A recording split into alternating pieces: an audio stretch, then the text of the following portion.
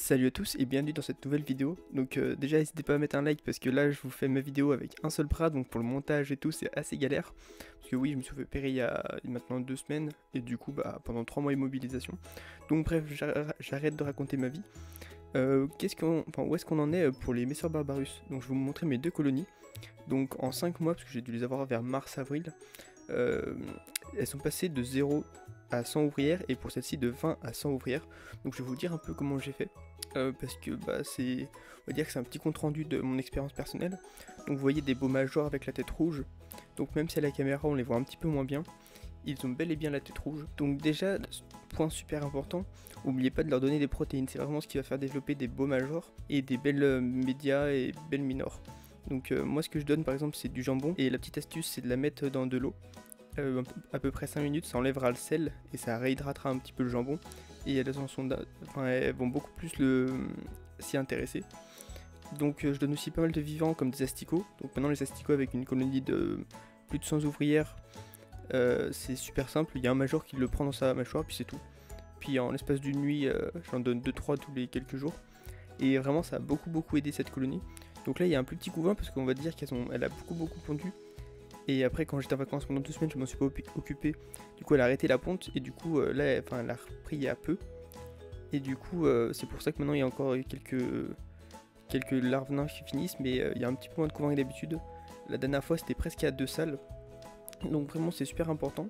Après les liquides sucrés ça sert à pas grand chose parce qu'elles les assimilent pas. Donc moi j'en donne pas. Je donne juste des graines et ça leur suffit amplement. Donc là je vous montre l'autre colonie. Donc celles-ci aussi elles sont presque une centaine. C'est un peu dur à compter, donc là déjà il y en a juste une vingtaine de le micro truc, voire plus. Il y a des beaux majors, il y a des beaux médias. Et celle-ci je la garde pour l'instant parce qu'ils ont vraiment des têtes rouges.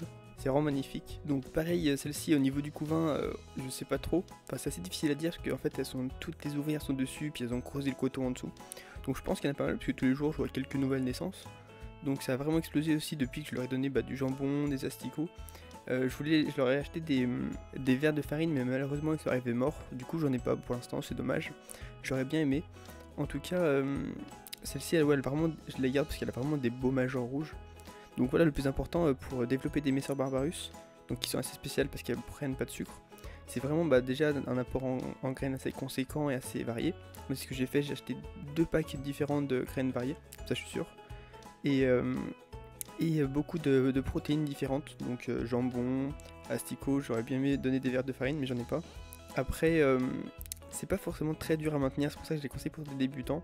Si la reine elle se sent bien, elle va vite augmenter, enfin vite pondre, et beaucoup. Donc vous voyez il y a plusieurs façons, donc soit un nid de chez Ant House, ou soit une aire de chasse toute simple avec 2 tubes à essai dedans. Donc là on peut voir un beau major avec la tête rouge, parce qu'il est né il y a peu. Là je pense qu'il y a encore un beau major qui va arriver, donc ça c'est top. En tout cas voilà, donc il n'y a pas de secret, juste donner-leur beaucoup de graines, beaucoup de protéines. Pensez soit à avoir un point d'eau dans l'aire de chasse, soit avoir une belle humidité, donc c'est soit pour le couvain, mais des fois elles peuvent se contenter du sec. En tout cas il leur faut de l'eau, dans tous les cas. Donc voilà, si vous avez d'autres questions n'hésitez pas, donc j'espère que ça vous fait plaisir que je fasse une vidéo. Je pourrais faire un peu moins de vidéos parce que j'ai toujours un bras totalement immobilisé que je peux pas du tout bouger. Donc c'est assez compliqué, là déjà je galère beaucoup.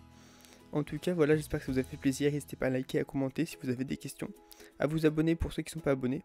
Et puis j'espère que vous avez kiffé cette vidéo, puis on va se dire à la prochaine. Allez, bye bye tout le monde.